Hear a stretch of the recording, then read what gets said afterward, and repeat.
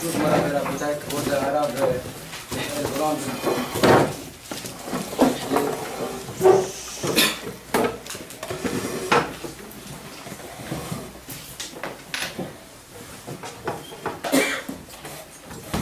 est rapporté dans le Yam Shel Shlomo de Rabbi Shlomo Luria sur Masechet Holin, dans le premier chapitre, Siman Dalet, au nom du Rosh, la halakha suivante, que si quelqu'un qui est sourd, il veut faire la shrita, le khatchila, on ne lui donne pas l'occasion de faire la shrita. Pourquoi? Parce qu'étant donné qu'il est sourd, même s'il est capable de parler, parce qu'il s'agit de quelqu'un qui veut d'abord vers nos chemins, il écoute, mais il n'entend pas. Mais malgré tout, il ne faut pas qu'il fasse la shrita parce qu'il doit réciter une bracha avant de faire la shrita. Et comme il n'entend pas la bracha, ce n'est pas quelque chose de convenable. Le khatchila, il faut entendre la bracha qu'on prononce. Et c'est pour cela qu'il vaut mieux que ce soit quelqu'un d'autre qui fasse la shrita, celui qui est capable de faire la bracha et d'entendre la bracha qu'il va réciter. En revanche, s'il s'agit de quelqu'un qui est muet et qui entend, alors lui, il ne peut pas du tout faire la bracha parce qu'il est muet. Mais il dit, le Yam Shel Shlomo au nom du Rosh, que malgré tout, il peut faire la shrita. Pourquoi? Parce qu'étant donné qu'il entend, même s'il ne peut pas faire la bracha, quelqu'un d'autre pourra faire la bracha. Et donc il va entendre. Et puisque c'est comme ça, il peut faire la shrita même le khatchila. C'est-à-dire que le Rosh nous apprend ce chidouche là, qu'en fin de compte, celui qui fait le ma'aseh de la mitzvah, celui qui fait l'action de la mitzvah, lui, il ne fait pas la bracha, puisque de toute façon il est muet, c'est quelqu'un qui ne parle pas. Mais ce n'est pas grave dans la mesure où quelqu'un d'autre va faire la bracha. Et lui, il va s'acquitter par cette bracha-là. Il dit, le Yam Shel Shlomo, que cette halakha-là, comme quoi une personne, elle fait la bracha et une autre personne, elle fait la mitzvah, ça c'est uniquement dans ce cas de figure où il s'agit d'une personne qui est muette et qui n'est pas capable de parler. Mais si la personne elle-même, elle est capable de parler, alors là, les khatchila, il faut qu'il fasse lui la bracha et il fait aussi la mitzvah. C'est-à-dire que dans la mesure où il peut faire les deux choses en même temps, lui, c'est sûr qu'il ne faut pas partager la bracha pour une personne et l'action de la mitzvah pour une autre personne. Celui qui fait la mitzvah, c'est celui-là qui fera la bracha. Seulement, le Rosh, il parle d'un cas d'une personne qui est muette, qui ne peut pas parler. Alors dans ce cas-là, il n'a rien à mis. On laisse le soin à quelqu'un d'autre de réciter la bracha. À partir de là, il dit le Aruch HaShulchan dans Halachot Bdikat Hametz, Siman Taf Lamed Bet Saif Dalet, il dit que quelqu'un qui veut faire la Bdikat Hametz, bien entendu, celui qui fait la bracha. Si maintenant quelqu'un ne fait pas la Bdikat Hametz, il cherche quelqu'un d'autre de faire la Bdikat Hametz, il nomme un shaliach pour faire la Bdikat Hametz. Alors le din il est que le shaliach il fait la bracha. Et on sait très très bien que même si ce shaliach là, il n'est pas du tout concerné par l'obligation de la takana de l'abdika parce que ce n'est pas sa maison, mais malgré tout, à partir du moment où lui, il fait l'action de la mitzvah, de l'abdikat hametz, eh bien lui il fera la bracha. Et ça c'est rapporté dans le Rambam, dans Halachot, Brachot, Perek Yud Aleph, אחד העושה מצווה לעצמו או העושה מצווה לאחרים מברך אשר קידשנו במצוותיו וציוונו לעשות. C'est-à-dire qu'il n'y a pas du tout de contre-indication, il y a la limite, c'est tout à fait comme ça qu'il faut agir, que la personne qui fait la mitzvah, même si elle n'est pas concernée par une obligation par rapport à elle-même de faire la mitzvah, mais puisque c'est elle qui fait la mitzvah, c'est elle qui fera la bracha. Mais si maintenant le Baal Habayit, lui, il voudrait faire la bracha et que le shaliach il fasse la mitzvah.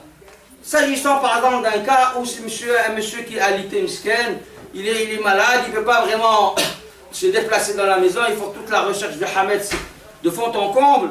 Alors il veut nommer un chaliar, son voisin ou un enfant à lui, mais il veut quand même participer à la mitzvah. Et pour cela, il veut faire au moins la bracha. Et lui, il est concerné par la mitzvah du Bidika, parce que c'est sa maison, c'est son Hametz à lui. Eh bien, il dit, le Aruch HaShulchan, de ce Yam Shel Shlomo, il ressort qu'il n'a pas le droit, puisque le chaliach, lui, Baruch Hashem, il parle, et il est capable de faire la mitzvah et la bracha, mais c'est lui qui fera tout. Et on ne permettra pas à ce que le Baal là-bas il fasse la bracha, et que le chaliach il fasse la mitzvah. Ça, c'est ce qui est rapporté dans le Aruch HaShulchan, Siman Taf Lamed Bet, Saif Dalet. Il faut savoir que ce deal-là, en fait, n'est pas du tout nouveau, puisque Rabbi Shlomo Kluger, dans ses Elot Utshuvot, Ha'elef Lecha Shlomo, Siman Kuf Yud, là-bas il dit à propos d'une femme qui devait aller au mikvé le Shabbat, et elle avait des complications, comment allumer les nérotes et aller au mikvé après. Donc il a dit, la meilleure façon c'est qu'elle fasse un tnaï, elle allume avec un tnaï qui n'est pas un cabinet de Shabbat, mais celui qui dit que Hitevarech ou Mishou Acher Yadik, Ze Minhag Burut, il a dit que si quelqu'un il voudrait donner un conseil à cette femme-là, qu'elle fasse la bracha, et quelqu'un d'autre il allume, parce qu'elle ne voudrait pas elle-même allumer parce qu'elle va accepter tout de suite Shabbat sur elle. Alors qu'elle fasse la mitzvah d'allumer, quelqu'un d'autre fasse la bracha, il dit Rabbi Shlomo Kluger, Zo Minhag Burut, c'est un comportement d'ignorant, et on ne se comporte pas comme ça. Celui qui fait il dit le Rabbi Shlomo Kluger, Misha Shaliach Sha'aset HaMitzvah, Hu Mevarech. Très très bien. Vous avez changé là. Au début vous avez dit, un autre il fait la bracha et elle allume après. Donc enfin, voilà ce que le Rabbi Shlomo Kluger lui dit. Que quelqu'un un fait la bracha, un fait la mitzvah, et l'autre il fait la bracha, ça ne marche pas. Ça c'est rapporté donc, le Aruch HaShulchan il dit comme ça, quelqu'un ne peut pas faire la bracha, et un autre il fait la mitzvah de Bidikat Hametz. Le Rabbi Shlomo, quelqu'un ne peut pas faire la bracha, et un autre il fait la mitzvah de Shchita. Et Rabbi Shlomo Kluger nous dit, quelqu'un ne peut pas faire la bracha, quelqu'un d'autre il va allumer les nérotes de Shabbat. En revanche, dans le prix Hadash, Siman Taf Lamed Bet Saif Katan Aleph, il dit mais fourrage, qu'il n'y a absolument aucun problème. Si le Baal HaBayit ne peut pas faire la Bdikat Hametz, mais il veut au moins participer d'une façon quelconque, au moins par la récitation de la bracha, il a le droit de Khatchila. Lui il fait la bracha et un autre il fait la mitzvah de Bdikat Hametz. Sachez que ce n'est pas une position qui est tellement étrangère. De même dans le Ktav Sofer, dans le chou du Ktav Sofer, il me semble aussi, il dit la même chose, il dit Adraba, mitzvah est tenu bishlocho, et lui il est concerné par le chiyuv, donc il peut faire la bracha, quelqu'un d'autre fait la mitzvah. Nous avons ici deux chitotes. Nous avons deux positions ici. Est-ce qu'il est possible, quand il s'agit d'une personne qui est concernée par une obligation quelconque, de la Torah ou bien de la banane, mais qu'au niveau de l'action elle-même, il n'est pas vraiment pour lui possible de l'accomplir. Mais est-ce que moi, au moins, il peut faire la bracha? Quelqu'un d'autre, il fait la mitzvah. Nous avons le Aruch HaShulchan, le Yam Shel Shlomo, Rabbi Shlomo Kluger, qui disent que non, on ne fait pas des choses comme ça. Et vous avez le Pri Hadash, et vous avez encore d'autres, Poskim, le Ktav Sofer, il dit oui, on peut faire comme ça. Un, il fait la bracha et l'autre, il fait la mitzvah. Il faudrait juste essayer de comprendre quel est leur svara dans leur mahloket. Quel est vraiment le fond de leur discussion? D'où ça dépend? D'où ça dépend cette mahloket-là? Retenez bien ce sujet-là concernant la bracha et la mitzvah par deux personnes. Regardez comment on peut expliquer.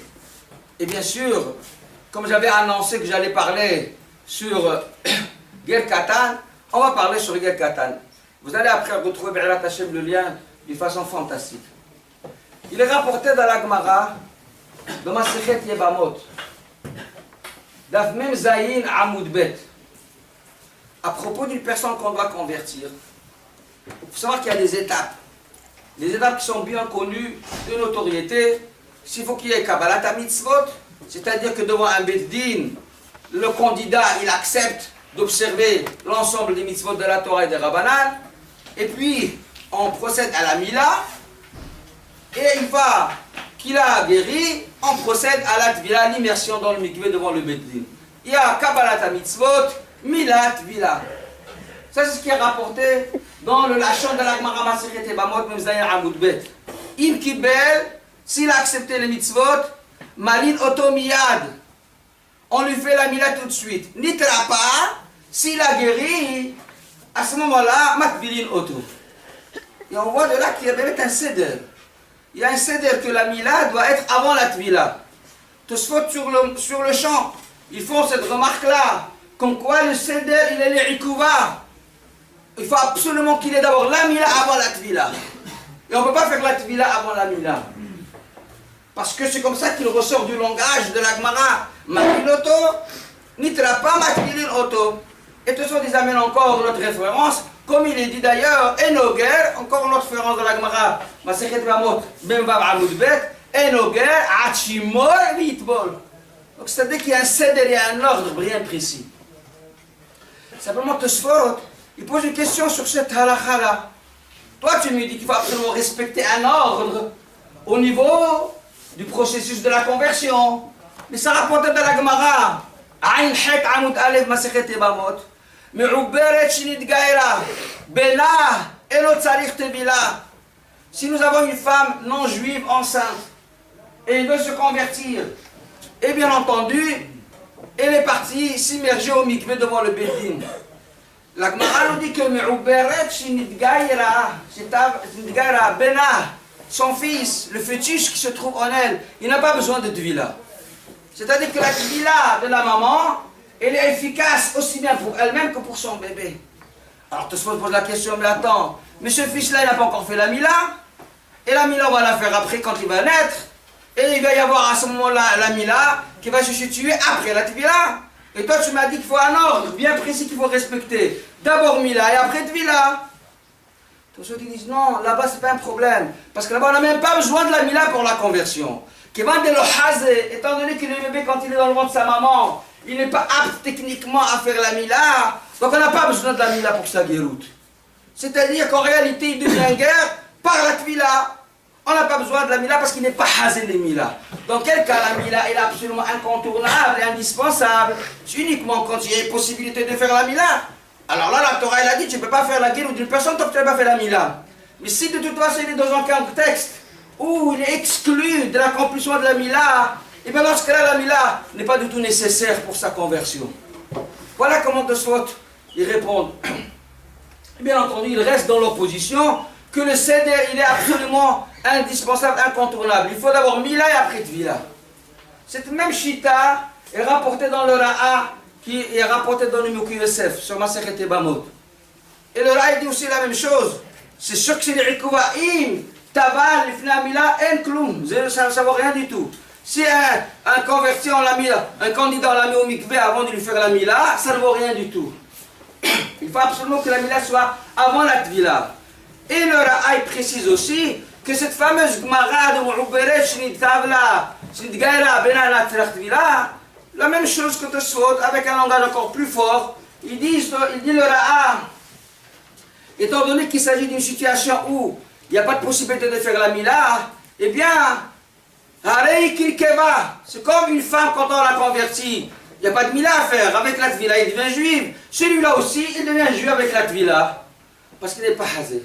Le numéro aussi vous dit la même chose aussi. Que si jamais il a fait la Tvila avant la Mila, c'est comme c'est comme si quelqu'un se trompe dans le mikveh avec un reptile impur dans sa main. Donc il faut absolument qu'il y ait la Mila avant la Tvila. C'est comme ça aussi qu'il dit le Ritba sur le champ. C'est comme ça qu'il dit aussi le Meiri, Beshem Gdolé Adorot. Et c'est comme ça que c'est Mashma. Dans le Lachon du Rambam, dans la Chot Isur Bi'a, Perek Yudalet Halachahe, où là-bas il dit le Rambam, Im Kibel, Malin Emashin Oto, ou Malin Oto Miyad. Si ce candidat-là il a accepté les mitzvot, on ne le fait pas traîner. Et on lui fait la mila tout de suite. Umachin auto atitraper il faut ashlema, va hakaf matbilin auto. Et on attend jusqu'à ce qu'il guérisse une guérison parfaite à ce monsieur-là qui a fait la mila. Et après, on le trempe. Après, on le trempe matbilin auto. On voit que le Rambam me dit, va hakaf matbilin auto. Machma qu'il y a aussi un CDLC qu'il faut absolument respecter. Vous avez devant vous toutes ces rishonim là. Le Tosfot, le Ra'a, le Mouka Kesef, le Ritba, le Meiri, le Rambam, tous ils disent comme quoi le Cèdre et le Yikouba. Il faut absolument qu'il y ait la Mila avant la Tvila. Et même le Rashba aussi dit la même chose. Seulement le Rashba, il discute sur la façon de comprendre la fameuse Braïta de M'Uberesh Dgaira. Lui aussi il dit qu'il faut absolument qu'il y ait la Mila avant la Tvila. Ah, comment tu expliques que M'Uberesh Dgaira ben la Tvila? Pourtant il faut faire la Mila après. Lui il dit non, là-bas c'est l'Avdavka. Quand c'est marqué Bena, c'est l'Avdavka, c'est Bita, on parle d'une fille. On parle qu'elle est enceinte d'une fille. Alors puisqu'elle est enceinte d'une fille, il n'a pas besoin de la Mila. Et donc c'est pour cela que Bena a la. Mais s'il s'agit d'un garçon, alors d'après le Rashba et Nachirami, quand il va naître, on lui fera la Mila et de nouveau la Tvila. Parce que d'après lui, la Mila avant la Tvila, il est l'Ikouva. Donc ça veut dire que le Rashba, il est d'accord dans un point avec tous les autres Rishonim, comme quoi la Mila, c'est incontournable, il faut qu'elle soit avant la Tvila, mais il n'est pas d'accord concernant le din de M'Uberesh Ndgara, que là-bas, lui, il pense que lorsqu'il naîtra cet enfant-là, on lui fera la Mila, mais comme la Mila doit être avant la Tvila, donc la Tvila, sa maman n'est pas valable, alors on lui refera la Tvila. Et quand la Gemara dit Ben la Tvila, là on parle de Bita, on parle d'une fille, on ne parle pas d'un garçon. Très bien. En tout cas, tous ces Rishonim, là, ils pensent que le Seder, il est l'Ikouva. Il vient le Ramban à Shalom, il est halak sur tout ça. On dit pas du tout, il n'y a aucune différence. Que tu fasses la Mila avant la Tvila, que tu fasses la Tvila avant la Mila, c'est la même chose. C'est absolument la même chose. Et il dit que la raison pour laquelle, dans la Gemara, on a parlé toujours de la Mila avant la Tvila, ça c'est uniquement par rapport au comportement technique des choses. C'est que la Mila, c'est une situation qui est éprouvante pour le candidat. Il va lui faire une intervention chirurgicale. Donc on préfère commencer par la Mila, comme ça s'il veut changer d'avis, qu'il change d'avis tout de suite. C'est pas la peine qu'on se fasse le tremper au mikvé, après au moins on va faire la Mila, il ne va pas faire la Mila. Donc il vaut mieux commencer par la Mila, comme ça on est sûr que vraiment il est décidé dans sa démarche. C'est tout. Mais en réalité, au niveau du din, pour réaliser la conversion d'une personne, il n'y a pas de différence que tu fasses la Mila avant la Tvila ou la Tvila avant la Mila. C'est Aïnouhar. Et quelle est la preuve du Ramban? C'est justement cette fameuse Braïta que M'Uberet Shnidgaira Bena Enatzrach Tvila. Il dit le Ramban, cette Braïta-là, elle parle comme c'est marqué dans toute la Sugia, même Zayin que je vous ai dit, Aïn Het Amoud Alef de Ibamot. On parle même d'après le mandamar que même si le fœtus ne fait pas partie du tout du corps de la maman. Et on voit là-bas que Eno Tzarik Tvila, ça veut dire que la Tvila de la maman il est valable. Ah, pourtant il n'a pas fait la Mila. Alors que la Mila n'est pas obligatoirement positionnée avant la Tvila, on peut faire la Mila après. Donc ça veut dire que la maman qui a fait la Tvila, cette Tvila va servir aussi pour le fœtus, et lui il va falloir lui faire la Mila quand il naîtra. Mais d'après lui, justement, puisque je vois que dans ce cas de figure, bien que la Tvila a eu lieu avant la Mila, malgré tout la Tvila elle est valable, cela veut dire qu'on n'a pas besoin de se céder de la Mila avant la Tvila. D'après le Ramban, quand est-ce qu'il fera la bracha sur la Tvila? Un guerre normal. À quel moment il fera la bracha sur la Tvila? Quand il sort, il n'est pas... D'abord, il n'a qu'un ami qui ne fera pas de bracha. C'est pas les brachot, c'est pas les akvot. S'il est encore goy, il n'a qu'un ami. Tu as parfaitement raison. Tu as parfaitement raison. Pardon? Que? C'est la seule exception. Non, mais là-bas, après, mais après, on ne peut pas. Je continue. C'est pas un problème. Il n'a qu'un ami, il ne faudra pas la bracha. Maintenant, je continue. Même sur la Mila, le mois il dit la monnaie à guerre. Pas lui, il ne fait pas la bracha. Hein? Lui, il ne fait pas la bracha. Mais moi je fais la bracha en tant que... D'accord, parce que nous on est mitzouvé. La différence qu'entre nous et lui, c'est que nous on est mitzouvé de respecter les normes comment opérer à la conversion. Donc on peut très bien dire Hachel Kideshan ou de la guerre. Mais lui qui ne peut pas dire Hachel Kideshan ou les goy, quelqu'un Hachel Kideshan. Donc il n'y aura pas de bracha, c'est pas un problème, il n'y aura pas de bracha. En tout cas, voilà, d'après le Ramban, Inachinami, la Mila peut avoir lieu après la Tvila. Très très bien. Et il faudrait expliquer pourquoi d'après le Ramban, il n'est pas satisfait de dire que puisque l'enfant, quand il est dans le ventre de sa maman, il n'est pas Hazel et Mila. Donc c'est comme une femme qu'on convertit sans la Mila. Il faut dire que c'est très différent parce qu'une femme, elle n'est pas rouée à la Mila. En soi, il n'y a pas de Mila dans une femme. C'est pour cela qu'Inachanami, toute sa conversion s'accomplit avec la Mila. Mais celui-là, en fait, il a une orla. Seulement, il y a un problème technique. Un problème technique d'accès. Il n'y a pas d'accession à l'endroit pour faire la Mila. Ça ne s'appelle pas Kiharek et Kilkeva. C'est pour cela qu'il n'est pas d'accord avec l'explication du Ra'a et de Tosfot. En tous les cas, vous avez devant vous la Chita du Ramban qui dit que la Mila peut très bien avoir lieu même après la Tvila. Et ce n'est pas du tout un problème. Très très bien. Les autres Rishonim, ils pensent que non, la Mila doit avoir lieu avant la Tvila. Le Rashba, il est d'accord avec les Rishonim pour le Seder. Pour le cas de la Ma'uberet, lui il dit que de toute façon, il faut faire la Mila après. Et aussi la Tvila après. Parce que là-bas, il ne s'agit pas d'un garçon, il s'agit d'une fille. Très bien. Alors simplement, j'ai une question sur le Ramban. Je vais vous apporter une question sur le Ramban. Lui qui dit comme quoi la Mila elle peut avoir lieu même après la Tvila. Et effectivement, le cas de la Ma'uberet Gaïra, là-bas, il faut faire la Mila après. Et c'est là-bas la preuve justement qu'il a qu'on la Mila peut avoir lieu après la Tvila.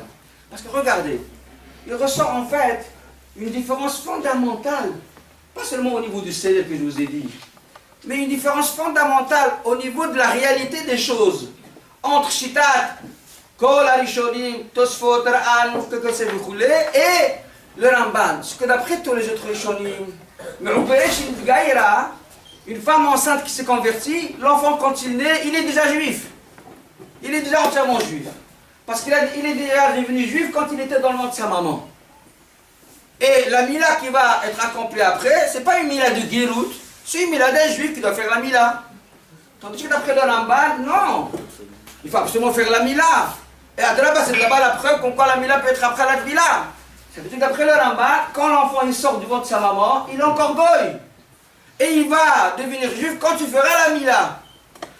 Vous avez ici devant vous une différence mamash fondamentale. D'après Tosfot et tous les autres Rishonim, l'enfant qui naît d'une femme enceinte qui s'est convertie, il est juif tout de suite. D'après le Ramban, l'enfant qui naît d'une femme qui s'est convertie quand elle est enceinte, il est encore goy. Et il va devenir juif quand tu feras la Mila. Attendez. Il y a deux nafkaminot atsumot de ça. En dehors du fait que les goy sont juifs, mais en dehors de ça, il y a deux nafkaminot extraordinaires. D'après Tosfot qui dit qu'il est déjà juif, donc il faut lui faire la Mila à quel jour? Le 8e jour. Il est juif. Yom HaShemini. Tandis que d'après le Ramban qui dit qu'il est goy, eh bien la Mila il va s'accomplir quand même tout de suite le jour même. On peut le convertir le jour même, lui faire la Mila le jour où il est né. En tout cas, il n'y a pas de date 8 jours. Une autre nafkamina, une autre conséquence entre ces deux chitotes-là, il y a quelque chose qui disent qu'il est déjà juif quand il est dans le ventre de sa maman. Donc quand il naît, on va faire Pidyon Aben. Si la maman c'est Peter Reheb, eh bien on va lui faire Pidyon Aben. Parce que c'est un Bechor qui est né du ventre de maman, juif. Tandis que d'après le Ramban, il est goy quand il est né. Donc il n'y a pas de notion de Pidyon Aben par rapport à Kadeshli, Kol Bechor, Bene Israël, uniquement un juif, pas un goy. Deux nafkaminot atsumot. Et là, je vous disais que j'ai couché sur le Ramban. C'est rapporté dans ma Sechet Ktubot. David Aleph Amoud Aleph, la fameuse Sugia concernant Ger Katan. C'est marqué que Ger Katan, un enfant, goy qui veut se convertir, ou bien que ses parents l'amènent pour le convertir, Matbirin Oto Ada'at Beddin. On l'immerge dans le mikvé devant le Beddin et Ada'at Beddin. Ça veut dire selon l'avis et la position du Beddin. La Gemara pose la question, Maïtama, comment tu peux faire une chose comme ça pour un enfant? La Gemara dit, parce que même s'il n'a rien demandé cet enfant-là, il est encore petit. il est peut-être âgé de 1 an ou de 2 ans. Malgré tout, malgré tout, c'est un zchut pour lui de le rendre juif.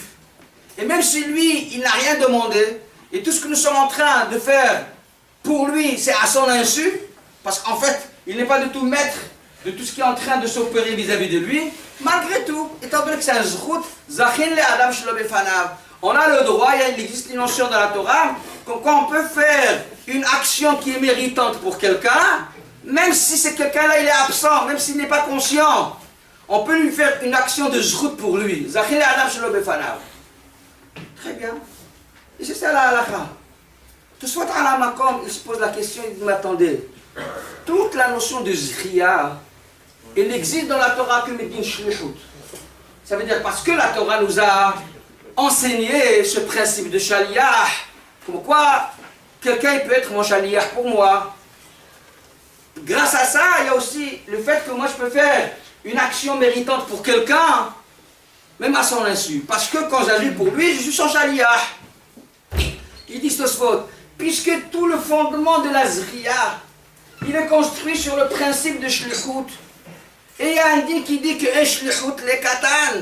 Il n'y a pas de shlichut pour un enfant. Je ne peux pas être shaliach pour un enfant ne peut pas être mon shaliach. Comment alors tu peux faire zachil adam sur le befarab vis-à-vis d'un katan? Alors shlichut.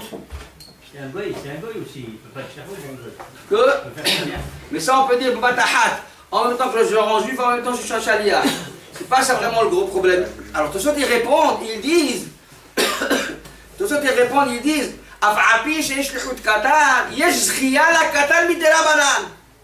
même s'il n'y a pas de notion de shlichut vis-à-vis d'un enfant, mais malgré tout, la notion de zriya existera par institution de nos hachamim, midirabanan.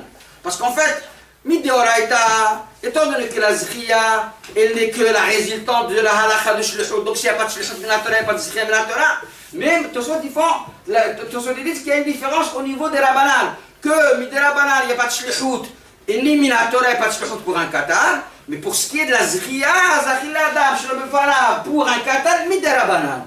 Va avec guerre midirabanan. Et Tosfot ils disent, il s'agit effectivement d'un guerre uniquement midirabanan. Lorsqu'on prend un enfant, parce que les parents ils ont sollicité les bons services du Beit Din, et qu'on décide d'aller le tremper, en réalité on le rend juif midirabanan. C'est un juif midirabanan. C'est une notion atzuma, un juif midirabanan.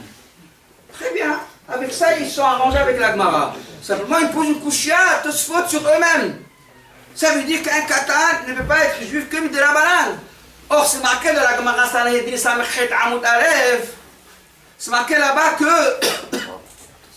vous savez que si quelqu'un il a volé à son ami quelque chose et il a renié, il a fait shvoua, il doit emmener un korban, il doit lui payer le homesh, il y a tout un processus. Mais si quelqu'un a volé à un guerre, eh bien, à qui on doit donner la chose qui est volée? Si le guerre il est là, on va lui rendre au guerre. Mais si maintenant le guerre n'est pas là, eh bien, on va le donner à ses enfants, on va rendre la chose volée à ses enfants. La Torah nous dit, si l'homme qui a été victime de ce vol-là, il n'a pas quelqu'un qui pourrait récupérer le bien qui lui revient, il n'a pas d'enfant, à ce moment-là, il faudrait donner le capital et tout aux Kohanim. C'est-à-dire, les Kohanim, c'est eux qui bénéficient du retour de la chose volée à un guerre. Attendez, j'explique bien. Quand il s'agit d'un vol vis-à-vis d'un guerre, à qui on donne la chose volée? On donne aux Kohanim. Très bien, mais souvent la Gemara nous dit comme ça. Puisque c'est marqué dans le passage, la ish goel, ish atat tzarich lechazer harav, im yesh lo zera, im yesh lo banim olo, aval katan en atat tzarich lechazer harav. C'est-à-dire, même s'il s'agit d'un guerre, il ne peut garder des enfants. Donc, puisque c'est marqué ish, il faudrait que tu vérifies, im en la ish goel, atat tzarich lechazer harav, il faut que tu recherches s'il n'a pas d'enfant. Si vraiment ce guerre, il n'a pas d'enfant, alors là tu donneras au Kohanim. Mais s'il s'agit d'un et qu'on a le droit de vérifier, on a l'obligation de vérifier. C'est-à-dire que le hazar haram. Mais s'il s'agit d'un enfant, un enfant ne peut pas avoir d'enfant. Il est encore enfant. Alors s'il s'agit d'un enfant en guerre et que tu as volé, tu es maintenant rentre, lui tu n'as même pas besoin d'aller te casser la tête à faire une enquête policière pour voir s'il n'a pas d'enfant, directement tu donnes le Kohanim. Donc la Gemara nous fait une dracha fantastique comme quoi, quand tu voles à une guerre, s'il s'agit d'un guerre adulte, avant de donner au Kohanim, tu dois faire une recherche pour s'assurer qu'il n'a pas de descendance. Mais s'il s'agit d'un enfant guerre, tu n'as pas besoin de faire de recherche. Directement, tu peux donner au Kohanim. Pourquoi? Parce que de toutes les façons, un enfant n'a pas de descendance. Tout ce qu'ils disent, mais si on fait une dracha comme ça de la Torah, ça veut dire qu'il existe une notion de guerre. Mais la Torah, ça veut dire qu'il existe une notion de guerre d'après la Torah. Parce que sinon, comment tu peux faire une dracha dans le Pasuk? Donc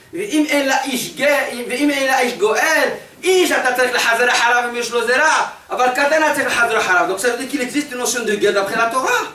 Or, eux, ils ont déjà expliqué toute la suite de Masichet Ketuvot Aleph que là-bas, c'est uniquement Gamin de la banane. Soit ils répondent, ils disent, ce n'est pas une question, parce qu'on peut dire que cet enfant-là, qui est Gamin d'Oraïta, on parle dans le cas où sa maman s'est convertie quand elle était enceinte de lui. On parle que sa maman était enceinte de lui, et là, c'est un Gamin d'Oraïta. Ça veut dire, quand il s'agit d'un katan, qui est né et qu'on va faire la conversion, à ce moment-là, c'est un guerre de la banane. Mais si c'est converti en même temps que sa maman, là, c'est un guerre de Horaïta. Alors cette réponse, elle est bien, d'après Tosfot, d'après tous les Rishonim qui disent qu'on n'a pas besoin de Mila pour un enfant qui se trouve dans le ventre de sa maman pour faire la guéroute. Et la Tvila, elle doit toujours être après la Mila. Mais d'après le Ramban qui pense comme quoi la Mila peut avoir le après, et quand la maman se convertit quand elle est enceinte, l'enfant n'est toujours pas juif. Il va devenir juif que lorsqu'il fera la Mila quand il sortira. Donc d'après lui, il n'y a pas du tout de différence entre une femme qui s'est trempée au mikvé quand il est avec son fœtus dedans, ou bien quand il s'agit d'un enfant qui a fait la conversion tout seul. Puisque d'après le Ramban, de toutes les façons, jamais une femme enceinte qui se trompe au mikvé, jamais l'enfant ne devient juif.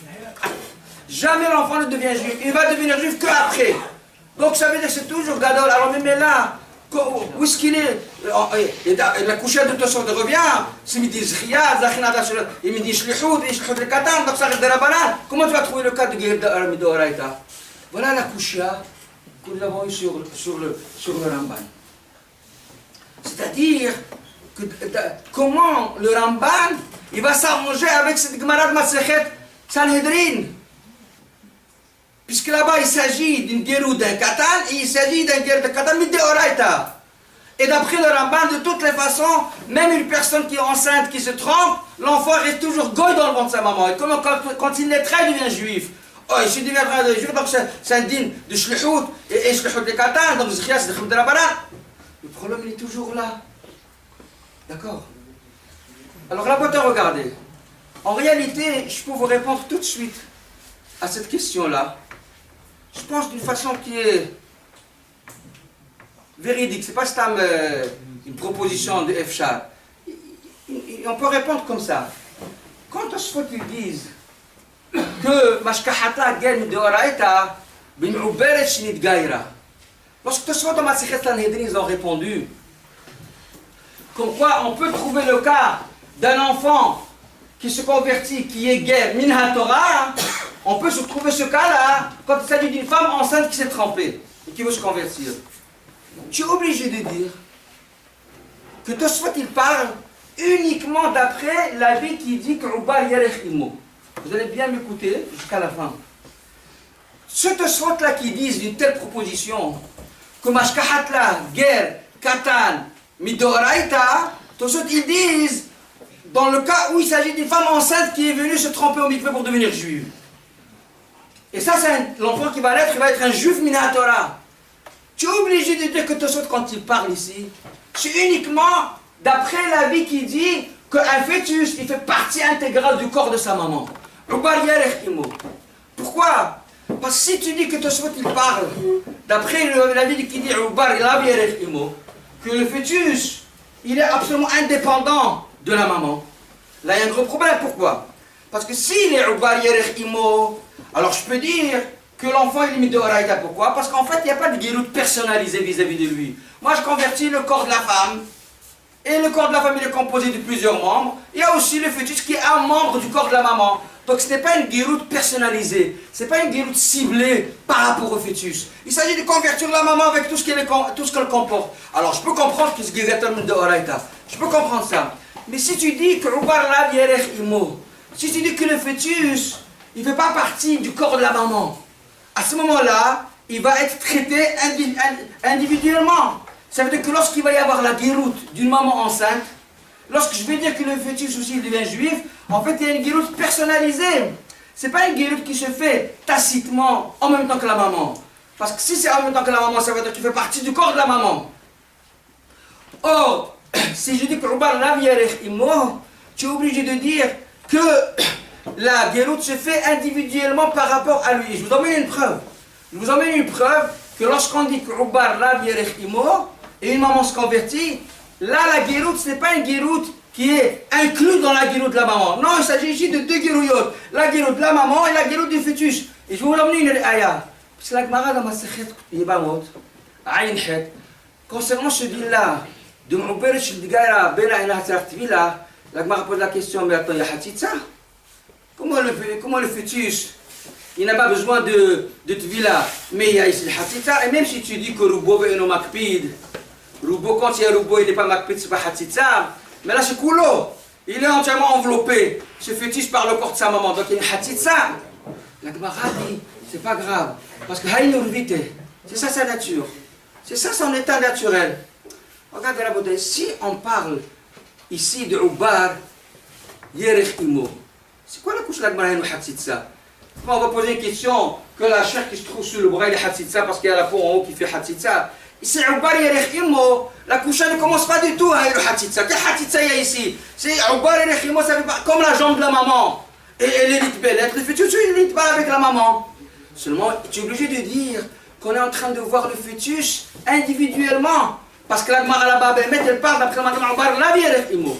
Et puisque Ubar la Yerech Imo, donc on est en train de le traiter individuellement. Même s'il est encore dans cet état-là où il est dans les entrailles de sa maman, malgré tout, la conversion, elle est en réalité visée d'une façon personnalisée vis-à-vis de lui. Et on est en train de convertir la maman et on est en train de convertir le bébé.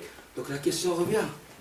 Puisqu'il y a ici une conversion personnalisée du fœtus, donc je suis obligé de parler d'Ezria. Ezria, c'est une shlihout. Et shlihout le katan. Alors comment tous ils peuvent dire que c'est de Horaïta? Ma'oubrif de Gara. Al-Kol Hacha, que tous ils parlent uniquement d'après la Madame qui dit Ubar Yerech Imo.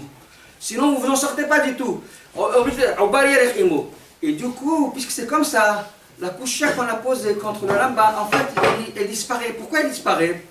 Parce que tout ce que tous ils ont dit, grâce à la Gemara de Masechet, Sanhedrin Samachet, voilà, on voit qu'il y a une digne de guerre Katem de Horaïta. Et ils ont répondu parce qu'on parle du cas où il s'agit d'une maman enceinte qui s'est trompée. Je vous ai dit que là on parle de Ubar Yerech Imo, uniquement comme ça qu'on parle. Mais si c'est comme ça, hein, même le Ramban il est d'accord avec ça, parce que tout ce que le Ramban il a dit, comme quoi une maman qui est enceinte qui s'est trompée, il faudrait faire la mila après pour qu'elle devienne juif, là-bas il s'agit uniquement de Ubar la Yerech Imo. Et c'est de ça qu'il parle le Ramban, et d'ailleurs même dans la Shua aussi. Alors il y en a rien à mettre dans un cas comme ça, Vadda qui a une guéroute personnalisée, et s'il a une guéroute personnalisée, il ne pourra devenir juif qu'après quand il le fera la mila, parce que la mila peut être aussi après la mila, sans aucun problème. Et les Maasé, on comprend cette chita-là, donc du Ramban, comme quoi, lui, il a parlé de Ubar la Yerech Imo, et c'est la raison pour laquelle il deviendra juif après, et c'est pas du tout caché de Masechet Sanhedrin, parce que là-bas on parle de Ubar Yerech Imo. Et en réalité, il ressort que toute la dracha de la Gemara, comme quoi, Ish Atatzarech le Haram Mishlo Zera'olo, on parle uniquement d'après le mandat Ubar Yerech Imo. Donc en fait, il n'y a pas de question contre le Ramban. Il me semble que c'est pas Stam et Tirous. Maintenant, je voulais vous dire autre chose. Je voulais vous dire autre chose qui est plus sophistiquée. Écoutez bien. Nous avons devant nous une mahaloket entre le Tosfot et le Ramban. D'après Tosfot, quand une femme qui est enceinte, en tous les cas, d'après le mandama qui dit quand elle se trompe, l'enfant, il devient juif aussi. Mais seulement, il devient juif si c'est Ubal Averich, moi c'est Midra Banane. D'après le Ramban, il n'y a pas de différence, qu'il soit dans le ventre, qu'il soit dehors, de toutes les façons, il faut les faire la mila après. Et donc on n'a pas d'autre choix que de dire, si on voudrait correspondre à la Gemara Masechet Sanhedrin, qui a une notion de Gemi de Oraita, il peut y avoir un Gemi de Oraita même quand il est petit. C'est-à-dire qu'en fait, ce que je pense, c'est qu'en réalité, il y a ici une mahloket yesodite, bichlal sur la notion d'un guerre. Tous fois ils disent qu'un guerre qui est mitgayer quand il est petit, c'est de la banane. Moi je dis que le Ramban il pense que c'est de Oraita. Vous allez me dire, mais attendez, si c'est de Oraita, qu'est-ce qu'il fait le Ramban avec la couche de Tosfot? Comment le Ramban va penser que c'est de Oraita? En fait, je voudrais vous faire une hakira. Quand on dit shlihout le katan, il n'y a pas de shlihout pour un enfant. Ça c'est une halakha, mais il faut se mettre connu de tout le monde. Il n'y a pas du tout de conversion, il n'y a pas du tout de notion de shlihout pour un enfant. Il y a deux façons de comprendre. Pourquoi shlihout le katan? On peut comprendre parce que la notion du shlihout que la Torah nous a enseigné, c'est un chidouche de la Torah, vous savez très bien. Pourquoi quelqu'un peut être mon shaliach? Ça c'est un moment indigne de la Torah. Si la Torah ne m'avait pas dit ça, moi j'aurais pas pu prendre en ligne de compte une telle possibilité. Quelqu'un veut marier une femme, il a le droit d'envoyer un shaliach, et le shaliach il remet la bague à la kala, il devient sa femme. Le digne du shalihout, c'est un digne de la Torah. Très bien. Quand on dit maintenant shlihout le katan, on peut comprendre de deux façons. Soit que toute la paracha de shlihout, toute la halakha de la Torah qu'un digne de shlihout n'existe pas pour un katan. C'est-à-dire un katan il est moufkar mais halachot shlihout. Il est moufkar, il est entièrement exclu de toute la notion de shlihout un enfant, parce qu'il est enfant. Mais on peut dire non. En fait, cet enfant-là, puisqu'il est juif, il peut y avoir une shlihout. Seulement le problème c'est que pour chaque shlihout, il faut une nomination. Pour que moi je devienne ton shaliach, il faut que tu me nommes pour être ton shaliach. Je ne peux pas aller te marier une femme sans que tu demandes que tu me nommes. Donc il faut qu'il y ait une minouille. Or, un enfant, on ne peut pas nommer, parce que l'enfant, tout ce qu'il fait, c'est rien du tout. Ça n'a pas de sens. Donc il y a ici, en fait, un défaut au niveau de la création du shaliach. C'est pas que l'enfant il est exclu de la notion du shlihout, mais il est exclu de la possibilité technique de réaliser un shaliach. C'est à savoir qu'il faut le nommer. Or, la nomination faite par un enfant, c'est pas possible. Donc vous avez deux possibilités de comprendre. Est-ce que shlihout le katan, c'est parce que pour chaque shlihout on a besoin d'un minouille? Or le katan ne peut pas nommer parce qu'il est enfant, tout ce qu'il fait ça vaut rien du tout. Ou bien shlihout le katan, la kabbalah elle est qu'il exclut carrément de toute la notion du shlihout de la Torah. La Torah quand elle a parlé à des adultes, pas à un enfant. Il me semble que cette hakira là, elle dépend encore d'une autre hakira. Une hakira qui faut se mettre dans Alama Yeshivot. Il est bien connu, très célèbre dans le monde des Yeshivot. Lorsque la Torah nous a dit que Shaliach Shel Adam Kimoto, la Torah nous a appris une halakha, je vous dis qui est très très forte, qu'un homme, il nomme quelqu'un, il devient son mandataire, et le mandataire d'une personne, c'est comme la personne elle-même. Shaliach Shel Adam Kimoto. Il y a deux façons de comprendre le chidouche de la Torah. On peut comprendre que le chidouche de la Torah, il est qu'en réalité, le Meshaliach, le monsieur qui a nommé l'autre pour être son mandataire, lui, il ne fait rien du tout. Il n'y a que le shaliach qui agit. L'action que le shaliach il fait, le shaliach n'a pas du tout fait lui. Seulement la Torah elle a dit que l'action que le shaliach il a fait, elle est valable pour le shaliach. C'est-à-dire que nous considérons la validité de l'action pour le shaliach, même si le shaliach n'a rien fait. C'est un dit de la Torah qu'il y a une halote de l'action par le shaliach valable pour le shaliach, même si le shaliach n'a rien fait. Moi je t'ai nommé pour aller prélever la trouma, quand tu prélèves la trouma c'est valable. Comme si moi je l'avais prélevé, mais moi j'ai rien fait, moi j'ai rien prélevé. Mais ton ma'asé est valable pour moi. Voilà le din de Shaliach Shel Adam Kamoto. Vous pouvez dire que non, Shaliach Shel Adam Kamoto c'est beaucoup plus fort que ça. Ce que la Torah, quand elle a été Mhadeshet la halakha de Shlichut, ça veut dire qu'en réalité le Shaliach, c'est le prolongement du Shaliach. Le Shaliach, c'est Yada Arichta du Shaliach. Quand la Torah m'a dit que Shaliach Shel Adam Kamoto, ça veut dire que lorsque le Shaliach il agit, c'est comme si moi j'ai agi mamash. Ce qu'il fait, c'est comme si moi j'étais en train de m'adresser. C'est comme si c'était mamash, Yada Arichta, comme si c'était le prolongement, la prolongation du Shaliach. Et il me semble que cette mahaloquette là, cette hakira là, est-ce que Shaliach Shel Adam Kamoto, ça veut dire simplement que ce que le Shaliach il fait, c'est valable pour le Shaliach, ou bien ça veut dire plus que ça, que ce que le Shaliach il fait, c'est comme si le Shaliach il a fait mamash lui-même. Ça c'est une mahaloquette entre le Rambam et le Tour. Entre le Rambam et le Tour. Entre le Rambam et le Tour. Quelle est la comment? C'est rapporté dans le Rambam. Halachot Gitin. Dans Perek Bet Halachat et Vav. C'est rapporté comme ça. Si un homme, une kshihaya bari, si un homme quand il était bien portant, Amar il a dit à un chauffeur avec des ilim, quitte-vous tnu get li ishti. Écrivez un get et donnez-le à ma femme. Et après il est devenu fou. Puisque ce monsieur-là, il a donné l'ordre d'écrire un guet et de le donner à sa femme. Et avant que le chauffeur et les adim fassent le nécessaire, le monsieur, il a perdu la tête, il est devenu fou. Le Rambam, il dit, Mamtinim lo, ad, shitrapé. On attend jusqu'à ce qu'il guérisse. On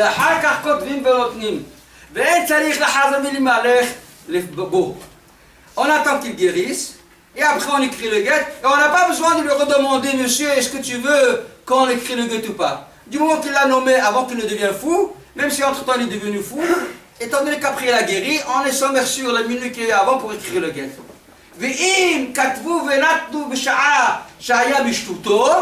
Le Rambam il dit, si jamais ils ont écrit le guet alors qu'il était fou, pendant le moment qu'il était fou, le guet il est pasoul. Il faut savoir que lorsque le Rambam dit pasoul, ça veut dire que c'est de la banane. C'est pas moi qui le dis, c'est lui-même qui le dit. Dans le même Perek Bet de Halachot Gitin, Halacha Zayin, il dit là-bas, Klal, Bechol Makom, Shani Omer pasoul, c'est de la banane. Shani Omer Batel, de Oraita. Donc quand il a dit le Rambam ici comme ça, regardez le cas de figure. Un monsieur, il a nommé quelqu'un pour écrire un guet, et après qu'il a nommé, lui-même il est devenu fou, misken. Et le monsieur il est parti quand même écrire le guet. Alors que le Baal il est fou. Le Ramban il dit que ce guet là, il est pas soul, il est de la banane. Bien que le mari il est fou. Le Shaliach il a fait le guet, il est pas soul, de la banane, Torah il est valable. Le tour, dans Simar Koufkaf Aleph, de Ibn Azer, il est cholek, il dit Vadak c'est Batel Midoraita, il est fou. Le Baal il est fou. Comment un fou il peut convertir sa femme? Le Baal il est fou.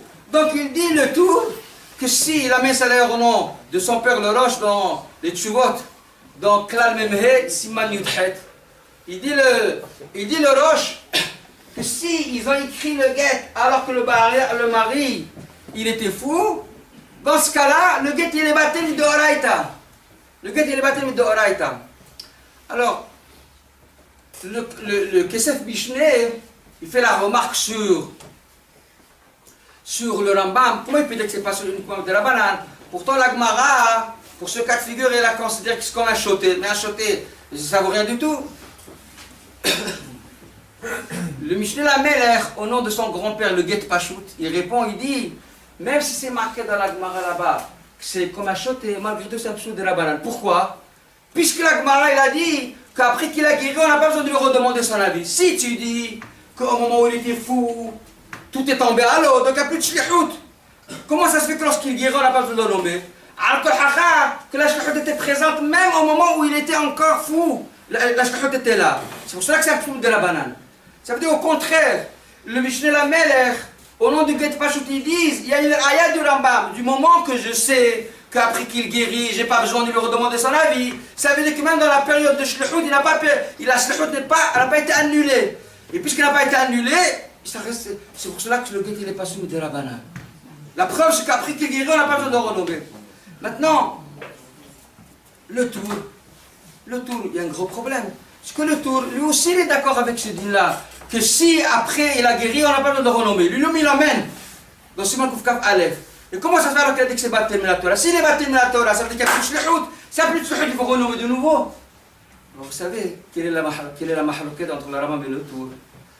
Je répète les deux avis. D'après le Rambam, quelqu'un qui a écrit un guet pour quelqu'un, qu'il a nommé, alors qu'il était dans la période de sa folie, le guet il n'est pas soumis de Rabbanan, mais la Torah il est valable. D'après le tour, le guet il est batel min Torah. Le guet il est batel min Torah. Et le gros problème, s'il est batel min Torah, alors comment ça se fait qu'après on n'a pas besoin de le redemander son avis? La mahaloukette elle est, tout dépend comment on dit c'est quoi le sens de Shaliach Shel Adam Kemoto. Si on dit que Shaliach Shel Adam Kemoto, la kavana il est que le Shaliach ce qu'il fait, c'est comme si c'était le Baal Habayit qu'il a fait lui-même. Shaliach Shel Adam Kemoto Mamash, ce que le Shaliach il fait, c'est comme si moi-même, c'est comme si le Shaliach il l'a fait. Alors si c'est comme ça, je comprends Béhémet la chita du tour. Même s'il n'y a pas de bitul shlihout, comme ce que le Mishneh Lamelech il a prouvé, mais malgré tout, le Shaliach il écrit un guet. C'est comme si le Shaliach il a écrit. Lui il est fou. S'il est fou, ça ne vaut rien du tout. Alors s'il dort, Pardon. s'il dort, au moment où il écrit de son père. Mistaber que s'il dort, c'est quand même valable parce que il est quand même hayab des mitzvot et tout. En tous les cas, regardez. La svara du tour, elle est que pourquoi il est battu, c'est pas parce que la shlihout a été annulée. La shlihout n'a pas été annulée, la preuve qu'on a besoin de le redemander après qu'il guérit. Mais pourquoi il est battu? Parce que Shaliach Shel Adam Kemoto, comme si lui-même il fait. Si lui-même il fait, il est fou, puisqu'il est fou, c'est pas valable. Tandis que le Rambam, lui, pense que Shaliach Shel Adam Kemoto, la kavana, il est que le ma'asi du Shaliach, il est valable pour le Shaliach. À ce moment-là, même si le Shaliach il est fou, le Shaliach il est bien, comme la shlihout est toujours persistante, elle est toujours là, sauf que le guet il est caché min Torah. Voilà la mahloukette entre le Rambam et le tour. Les fizés, on peut comprendre aussi la hakira à propos du katan. Quand on dit un Shaliach Shel Adam Kemoto, et quand on dit pour un katan il n'y a pas de shlihout. Pour un katan il n'y a pas de shlihout. Je vous ai dit qu'il y a deux façons de comprendre. Ou bien un shlihout la kavana elle est parce que l'enfant il est carrément exclu de toute la notion de shlihout. La Torah n'a pas parlé du tout du shlihout concernant un katan. Ou bien en fait, non, il y a une notion de shlihout. Seulement, on a besoin d'un minouille. Et si on a besoin d'un minouille, l'enfant ne peut pas nommer parce qu'il est enfant. Et bien cette hakira-là, elle dépend de l'autre hakira. Si on dit que Shaliach Shel Adam Kemoto, ça veut dire que c'est le Shaliach lui-même qui agit. Ce que le Shaliach il fait, c'est comme si moi je l'ai fait ma mâche. À ce moment-là, l'enfant est totalement exclu.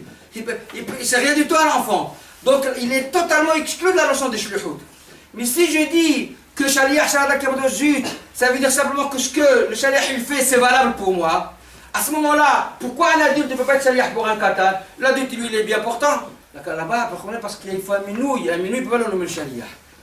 D'accord? Ça veut dire que, si nous disons que Shaliach Shel Adam Kemoto, ça veut dire que ce que le Shaliach il fait, c'est valable pour le Shaliach. Mais c'est pas que le Shaliach il fait la chose. À ce moment-là, on dira que la katan, la kavana il est que l'adulte ne peut pas être Shaliach pour le katan parce que le katan il a besoin de le nommer. Or, il ne peut pas faire un minou. Les fils et la chita de Tosfot qui disent qu'un katan, guerre, c'est uniquement Midrabanan. Et ils pensent, parce que le din de Shaliach Shel Adam Kemoto, ça veut dire que lui, le Shaliach, c'est comme s'il fait lui-même. Si c'est lui-même qui fait, à ce moment-là, un katan, ça ne vaut rien du tout, comment il peut être guerre? C'est Midrabanan. C'est Midrabanan. Tandis que d'après le Rambam, lui, il pense que Shaliach Shel Adam Kemoto, la kavana, il est que ce que le Shaliach il fait, c'est valable pour le Shaliach. Et la raison pour laquelle un katan est shlihout le katan, parce qu'il faut le nommer. Alors si c'est comme ça, c'est uniquement quand on a besoin d'un minouille. Or, pour Zriya, on n'a pas besoin de minouille, c'est tacite. Si c'est comme ça, il y a oui, dit shlihout, c'est pour ça qu'il est bien cadré de oreilles. Je répète cette dernière étape. Que la question qu'on avait posée contre la Ramban, comment tu vas trouver un cas de Katan Midoraita? Puisque d'après toi, même une maman qui est enceinte, qui s'est trempée au mikvé, le fœtus n'est pas juif, il deviendra juif que lorsqu'on fera la mila, quand il sortira devant de sa maman. Donc ça reste toujours un cas d'un enfant qu'il faudrait convertir. Et comme c'est un problème de Zriya, et la Zriya me dit shlihout le katan, la réponse elle est que le Rambam il pense que le din de Shaliach Shel Adam Kemoto, ça ne veut pas dire que ce que le shaliach il fait, c'est comme si moi je l'ai fait. Non, ça veut dire simplement que ce que le shaliach il fait, c'est valable pour moi. Si je dis comme ça, que le din de shaliach shaliach kodo, ça veut dire que ce que le shaliach il fait, c'est valable pour moi. Pourquoi alors un adulte ne peut pas être un shaliach pour un katan? La raison elle est parce qu'il faut un minouille. Parce que le shaliach, il faut qu'il nomme. Le shaliach doit nommer le shaliach. Or, parce que comme il est enfant, son minouille n'est pas valable. Si c'est comme ça, toute la raison pour laquelle il shlichut le katan, parce qu'il y a une carence au niveau du minouille. Ça c'est compréhensible quand on a besoin d'un minouille. Alors il n'a rien à mettre, il shlichut le katan. Mais si il s'agit de zriya, et la zriya par définition, c'est qu'on n'a pas besoin de minouille, ça se fait automatiquement. C'est quoi, le monsieur, il n'est même pas conscient, moi j'ai fait quelque chose pour lui. Alors puisque c'est comme ça, on n'a pas besoin du tout de minouille. Si on n'a pas besoin de minouille, il n'y a pas du tout de carence. Et même là, il peut y avoir un gars kata midoraita. pour un katan. Oui, oui, il n'a rien à dire. Il y a zriya pour un kata midoraita. Allez pas vers la mal. Alors, je continue un petit peu. Alors fais comme si tu n'as pas dit, maintenant je sais qu'il est intéressant. Quand il y a des situations, comme pour une chouba, il faut absolument qu'il nomme, sinon on ne peut pas faire pour lui. Oui, mais il va nommer. Maintenant je sais que lui, il est intéressé. S'il t'a nommé, ça ne vaut rien du tout. Ça vaut rien, d'accord? Ça vaut rien du tout alors. Ça vaut rien du tout. Mais là, même son ratio ne vaut rien du tout. Quand on a besoin d'un minouille, ça veut dire qu'on a besoin d'une position du katan. Or, sans toutes ces positions du katan, ça ne vaut rien du tout. Donc il n'a rien à mettre. C'est comme ça. Alors on va regarder la bouteille. Si on va dans ce sens-là, qu'en réalité, il y a même cette mahloquette. Est-ce que le shaliach chez l'Adam Komodo, ça veut dire que c'est le shaliach lui-même qui agit? Ou bien shaliach chez l'Adam Komodo, ça veut dire simplement que ce que le shaliach il fait, c'est valable pour moi? On pourra peut-être comprendre aussi la mahloquette qu'il y a entre le Aruch HaShulchan et le Pri Hadash. Le Aruch HaShulchan il dit que quelqu'un ne peut pas faire une bracha et alors qu'il fait l'abdika. C'est pas possible que moi je fais la bracha et l'autre il fait l'abdika. Tandis que le Pri Hadash il dit il n'y a pas de problème. Toi tu fais la bracha et lui il fait l'abdika. D'après le Pri Hadash, la raison pour laquelle moi je peux faire la bracha et lui il fait l'abdika, parce que étant donné que Shaliach Sha'adam Kemoto, ça veut dire comme si moi-même j'ai fait la chose. À ce moment-là, c'est comme si moi-même j'ai fait l'abdika, alors je peux faire la bracha aussi. Puisque c'est moi-même, c'est considéré comme si le ma'asé de l'abdika, c'est moi qui l'ai accompli. Alors si c'est comme ça, je peux très très bien faire aussi la bracha. Tandis que l'Aruch HaShulchan et Rabbi Shlomo Kluger, ils pensent que le dit de Shaliach Sha'adam Kemoto, ça veut dire que ce que le Shaliach il fait, c'est valable pour moi, mais le Shaliach fait rien du tout. Alors s'il fait rien du tout, comment il peut faire une bracha? Tu fais rien du tout, tu fais une bracha alors que tu fais aucun ma'asé. Et je vous emmène le ayah ce mahalach là. C'est rapporté dans le Mahane Ephraim. Mais quand même, la bracha était faite sur la ma'asé. La bracha, je comprends ce que vous voulez dire. Que la raison pour laquelle je peux faire une bracha pour quelqu'un, parce qu'on nous dit une arvout. Mais ça c'est valable uniquement s'il n'y a pas de problème au niveau du ma'asé. On ne peut pas faire une bracha si il n'y a pas de ma'asé. Hazal ils ont fait une takana de brachot pour les ma'asé qu'on accomplit. Si tu ne fais pas de ma'asé, comment tu peux faire une bracha? Alors si on dit que c'est comme si moi-même j'ai fait la chose, ça ne me dérange pas. Mais si on reste dans le stade où ce que l'autre il fait c'est valable pour moi, mais moi j'ai rien fait, alors comment je peux faire une bracha? Mais je vous emmène le ayah, c'est pas stable, je vous emmène le ayah. C'est rapporté dans Mahane Ephraim. Rabbi Ephraim Navon ala Shalom. C'était un gaon, non Rabbi Ayom, Rabbi Ephraim Navon. Un sefer Mahane Ephraim que je conseille à tout le monde d'avoir l'habitude d'étudier, c'est très très très matok. Juste au passage, j'étais en mission à Istanbul par rapport à la conférence des rabbins d'Europe et je suis parti au Bet Haïm de Artakoy où il est enterré là-bas, le Mahane Ephraim. J'ai vu une matzeva énorme et là-bas c'était marqué Kan Tamun Aron HaElokim Mouflé Sheba Sanhedrin. Ici il est enterré l'arche sainte d'Akadosh Baruch Hu. C'était quelque chose de phénoménal, le Mahane Ephraim. Le Mahane Ephraim dans Halachot Shiluchin, Simanut Aleph, il dit la chose suivante. Quel est le deal si quelqu'un doit construire un ma'aké sur sa terrasse? Et il va embaucher un goy pour travailler, pour construire. Est-ce que le Baal Habayit peut faire la bracha?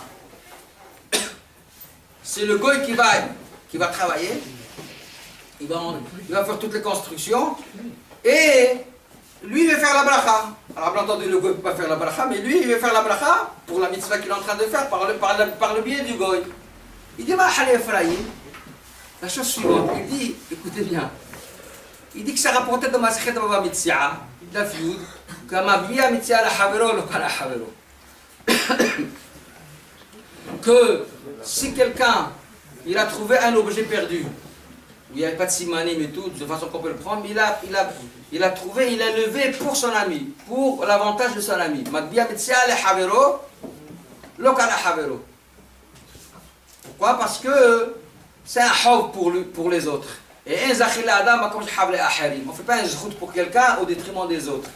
La Gemara pose une question sur ça. Pourtant, c'est marqué que si quelqu'un il a embauché un ouvrier, j'ai embauché un ouvrier, et cet ouvrier-là, il a trouvé une mitzia tolérabo. La mitzia que l'ouvrier a trouvée, ça appartient à son maître. La Gemara dit, mais pourquoi? Mais pourtant, il est hablé aharim. Ce poël-là, il est hablé aharim quand il est. Et la Gemara dit parce que Sha'ani Po'el, Diyad Po'el qui adrabo. Sha'ani Po'el, c'est différent un ouvrier d'un patron, parce que la main d'un ouvrier, c'est comme la main du Ba'al Abayit. Le Mahane Ephraim, il s'arrête, il dit, mais attends, Yad Po'el qui adrabo. Mais même le shaliach qui lève aussi l'objet pour son ami, c'est aussi Midi Shlihout. Zakhila Adam c'est Midi Shlihout. Shaliach c'est Adam Kemoto. Shaliach c'est Adam Kemoto. Il répond le Mahane Ephraim, il dit la chose suivante. Il dit non, il y a une différence.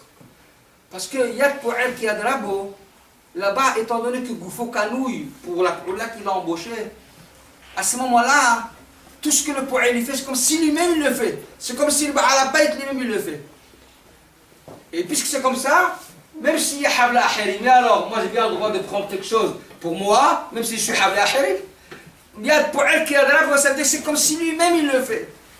Tandis que Shaliach Shal Adam Kemoto, là-bas, étant donné qu'il est Habla Ahirim, il ne peut pas être son Shaliach. Alors, on est obligé de dire que le Mahane Ephraim il a étudié, que le din de Shlihout il est que Shaliach Shel Adam Kemoto, ça veut dire que ce que le Shaliach il fait, c'est pas valable pour moi. C'est valable pour moi. Et dans un cas où c'est un Habla Ahirim, c'est pas Mahane. On comprend en tous les cas de Mahane Ephraim que s'il y a cette notion-là, que ce que le Shaliach il fait, c'est comme si moi je le fais, et ça existe au niveau du Po'el. Au niveau du Po'el, il y a le Po'el qui a de la bosse, comme si moi j'ai fait, à ce moment-là, il n'y a pas du tout de problème. Et du coup, il conclut le Mahane Ephraim, il dit, puisque ce que lui il fait, c'est comme si moi je l'ai fait, donc je peux faire la bracha et le Po'el, il construit. Le Po'el, il est en train de construire.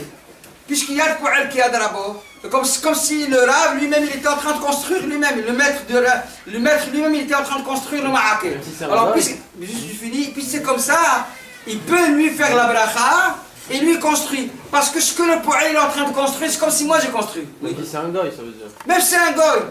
Donc, pourquoi vous avez dit que d'après le Mahane Ephraim, il a forcément compris que Shlihout et que c'est pas la même chose. Arrête, si ça marche même dans un goy, c'est-à-dire que c'est un nouveau din, c'est aucun rapport avec Shlihout, c'est un din Mechoudage dans le Po'el, on peut dire que Shlihout est complètement différent. Tu vois, je m'arrête. Non, c'est ce que je voulais dire d'après Mahane, parce qu'il fait une différence. Non, pourquoi pas Mahane Ephraim? Parce que la Gemara, il a fait une différence entre Po'el, il y a le Po'el qui a de la boue, il y a le Po'el qui a de la boue, et un cas de Shaliach. Or, le cas de Shaliach, habituellement, on ne parle pas là-bas d'un goy. Quand on dit que Zakhila dans le Befana, ou bien. Ça marche que dans un juif. Là-bas, on parle même d'un juif. Même d'un juif, que d'un juif ou même d'un juif. Que d'un juif ou même d'un juif. D'un goy pshita que non. Voilà, que d'un juif.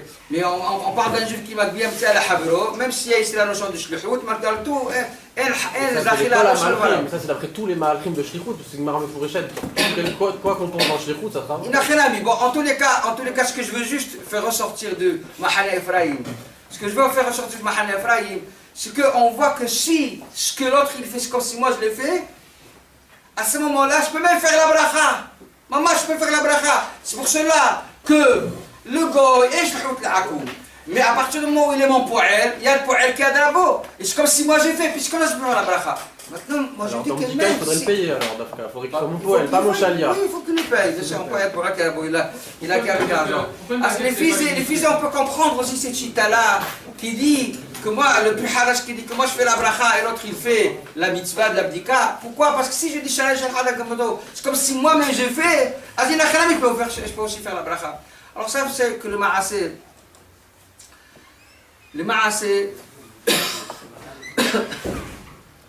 les poskim sont très réticents à de telles attitudes. Ça veut dire que moi je fais la bracha et quelqu'un d'autre fait la mitzvah, ils sont très réticents. Le roi poskim disent que non, celui qui fait la bracha, c'est celui-là qui fera la mitzvah. Mais ce n'est pas une chita totalement exclue. Parce que il y a des situations où le ma'aseh, les choses ils sont ainsi, que un homme il fait la bracha et l'autre il fait la mitzvah. Mais seulement étant donné que c'est une grande mahaloket à poskim, et le Rova Poskim il pense qu'il faudrait absolument que celui qui fait la bracha, celui qui fait la mitzvah, c'est pour cela que quelqu'un qui est alité, qui ne peut pas faire l'abdika, il nomme un shaliach, c'est le shaliach qui fera la bracha et la mitzvah.